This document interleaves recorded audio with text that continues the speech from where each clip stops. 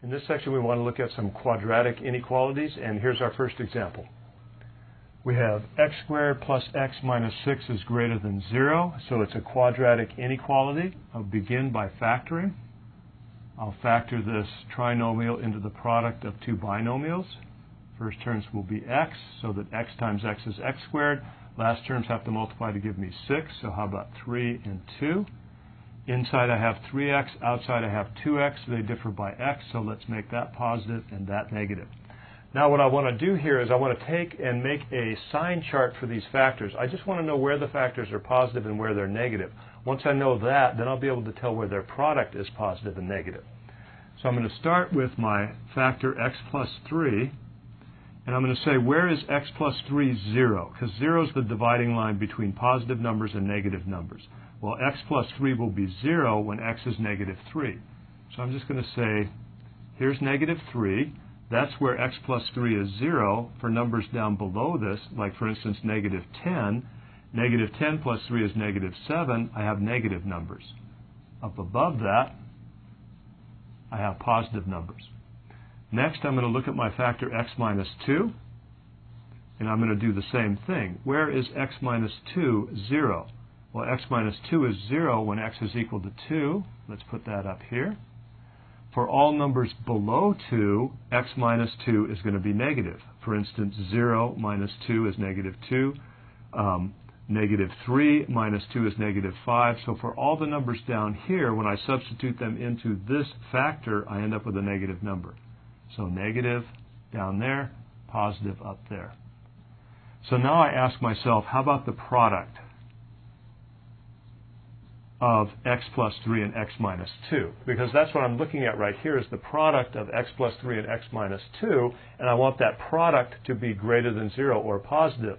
Well, I know that x plus 3 is negative in this region, and x minus 2 is negative in this region, so their product must be a negative times a negative, which would be positive.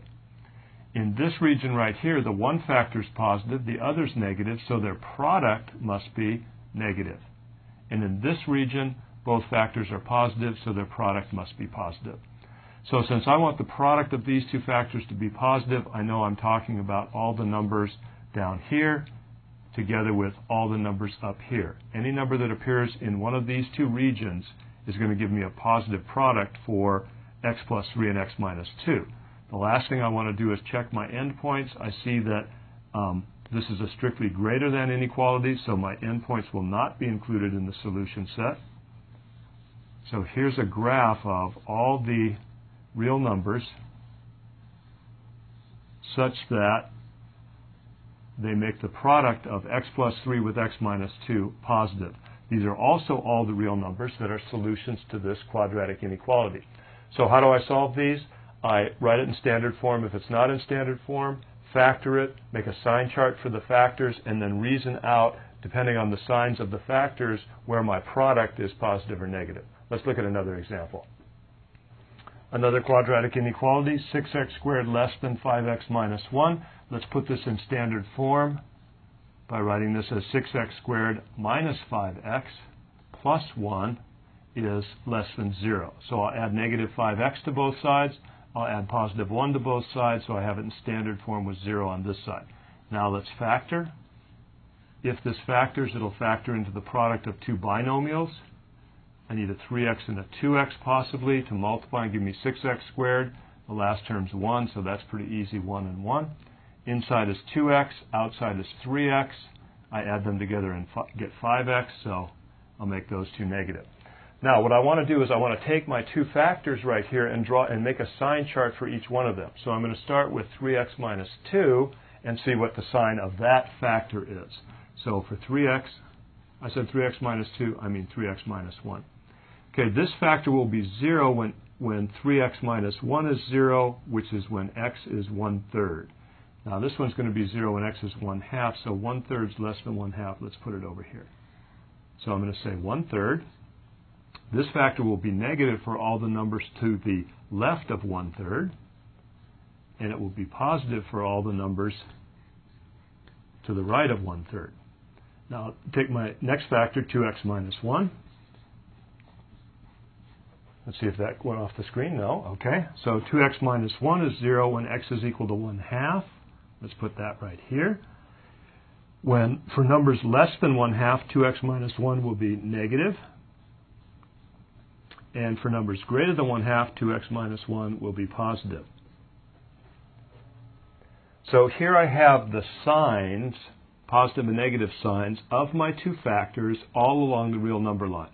I look back to my original equation here, or inequality, and I see I want the product of these two factors to be less than 0. So I want this product to be negative. I'll look in my regions. There the product is positive. Here in this region, the product is going to be a positive number times a negative number, which is negative. And in this region, the product of two positive numbers will be positive. So I'm looking for this region right here. I want to write this as an inequality. Whoops. That's positive 1/3, positive 1/2. I want all the numbers in between there. And then I'll look back to my original inequality, strictly less than. So I'm going to use my open parentheses here. And there is the solution set for this original quadratic inequality. All the numbers in here on the number line are numbers that make this original inequality a true statement. Let's look at another example. Here I have x squared minus 9 is less than 0, so I'll start by factoring this. That's an easy one. X plus 3, x minus 3, less than 0. Okay, I want to look at a sign chart for my factor, so I'll look at the factor x plus 3. I'll draw a little number line here, and I'll say, well, x plus 3 is going to be 0 at negative 3. It'll be negative down below that and positive up above that.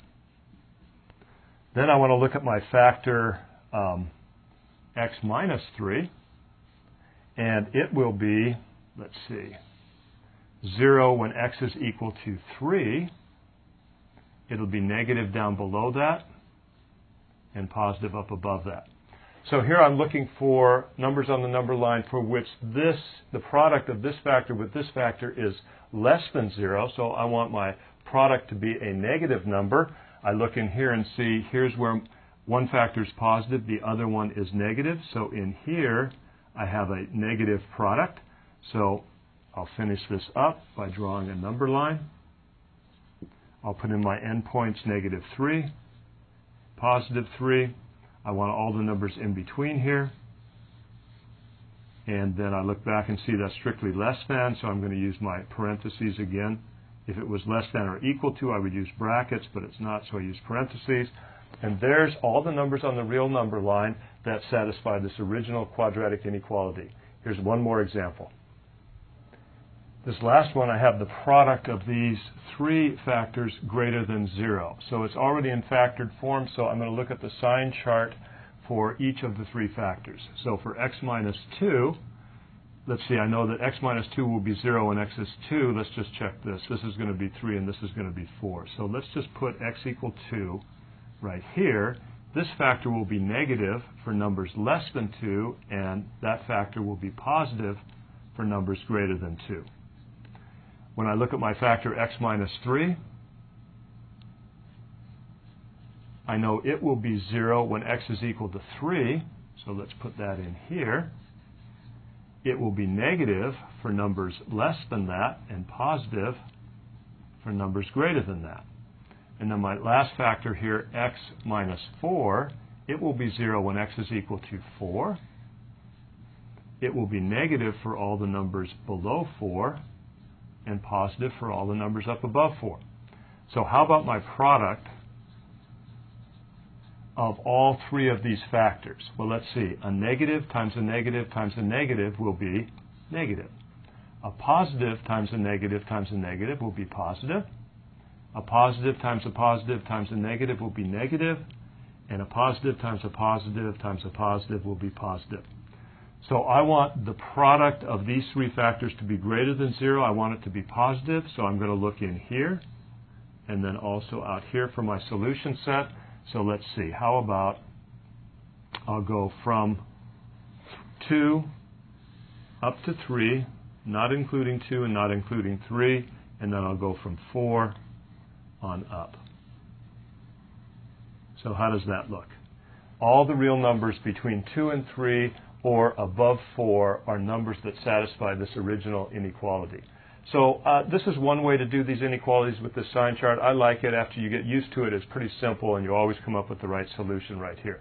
And that's a look at graphing some inequalities, some of which are quadratic and some are actually a little higher degree.